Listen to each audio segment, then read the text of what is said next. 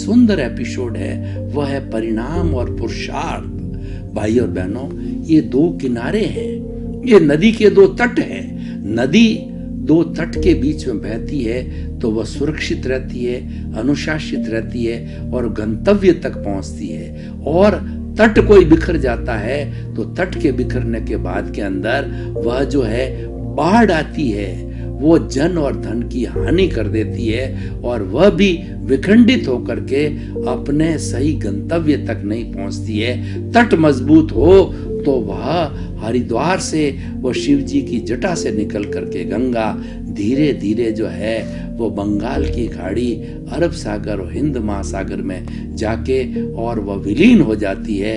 अपना अस्तित्व है समुद्र को सौंप देती है, वो समर्पित हो जाती है। बूंद है वो समुद्र में मिल जाती है, जीव है ब्रह्म मिल जाता है और ब्रह्ममय हो जाता है। वह नदी जो है सागरमय हो जाता है।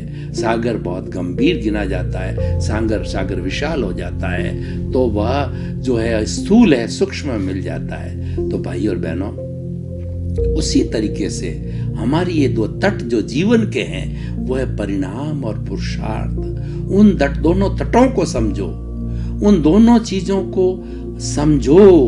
अगर ये समझ में आ गया है तो आपको सम्यक दृष्टि मिलेगी, सम्यक दर्शन मिलेगा, सम्यक ज्ञान मिलेगा। ये सारा दृष्टि विज्ञान है। पुरुषार्थ और परिणाम जो है हम आपको दृष्टि विज्ञान देते हैं और ये सारा जो है कुदरती रचना और कुदरत के कानून के तहत जुड़ा हुआ है और उसी के अनुरूप जो है हम आपको सनातन सत्य देते हैं, यूनिवर्सल ट्रुथ देते हैं, सार्वभौम सत्य देते हैं। और उसको प्राप्त करके आप जो है, आपको प्राप्ति क्या करना है? आपको प्राप्ति करना है शाश्वत सुख।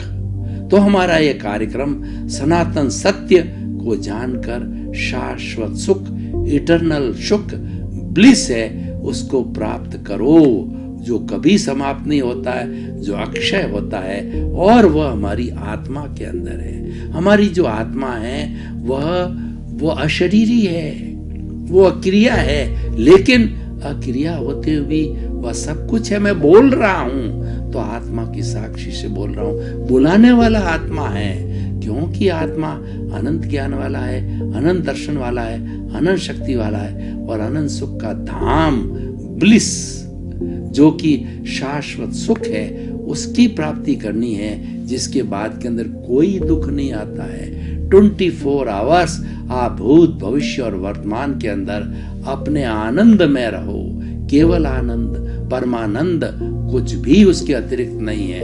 100% प्योर आनंद और फॉर एवर भूत भविष्य वर्तमान हर जीवन के अंदर और हर समय में वो उसकी प्राप्ति में रहोगे। कभी भी दुख पास में नहीं भटकने वाला है, क्योंकि ब्लिस की अवस्था के अंदर कभी भी दुख पास आता ही नहीं है। तो भाई और बहनों, इन दो चीजों को समझोगे तो शाश्वत सत्य को प्राप्त करोगे। तो वो कौन से हैं? एक तो है परिणाम, दूसरा है पुरुषार्थ। दोनों अलग अलग है। परिणाम तो जड़ है और पुरुषार्थ है वह चेतन है। पुरुषार्थ किसका करना? जड़ का पुरुषार्थ करते रहोगे तो जड़ तो नाशवान है, जड़ के अंदर ही आप करते रहोगे।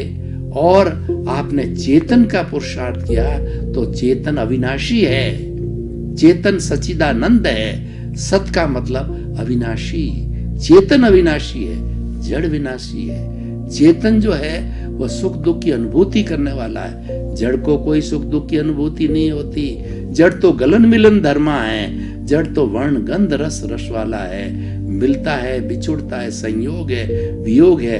लेकिन चेतन के साथ कोई संयोग वियोग नहीं है, वह तो हमेशा संयोग के अंदर रहता है, ब्लिस की अवस्था में रहता है। तो ये जो है ये हमारा पुरुषार्थ है। अब परिणाम को समझे, जड़ को समझे। हमारा पूरा जीवन यानी हमारा जन्म से मृत्यु तक का बीच की जो अवधि होती है वह जीवन कहलाता है। कोई 60 साल का होता है, 70 साल का होता है, 80 साल का होता है, 100 साल होता है। ये आयुष्य कर्म होता है और ये आयुष्य कर्म है हमारा इसी जन्म के अंदर जो पूरा जो भूतकाल के जन्म का आयुष्य पूरा करते ही हम इस जन्म के अंदर, जन्म माँ के पेट में जन्म लेता है। जो ही आपका पूर्व भव का आयुष्य समाप्त हुआ, उसी क्षण समाप्त होते ही, डेड बॉडी होते ही, उसी क्षण जो है आपका जो, जिसकी हम पुरुषार्थ की बात कर रहे हैं, अस्तित्व की बात कर रहे हैं, जो मूल स्वरूप आत्मा है, वो अकेला तो अक्रिया है, वो तो हिलता ही नहीं है, गति नहीं करता है। और उसके साथ में जन्म जन्मांतर से जो परिणाम की बात करते हैं, वो जन्म जन्मांतर से परिणाम के रूप में कॉजल बॉडी, लिंग शरीर, और हमारा जो है वो मन वचन काया की जो हमारा जो है, मतलब हमारा क्रोध मान माया लोभ कहिए, राग द्वेष कहिए, कषाय कहिए, कर्म शरीर कहिए, वो उसके साथ होता है।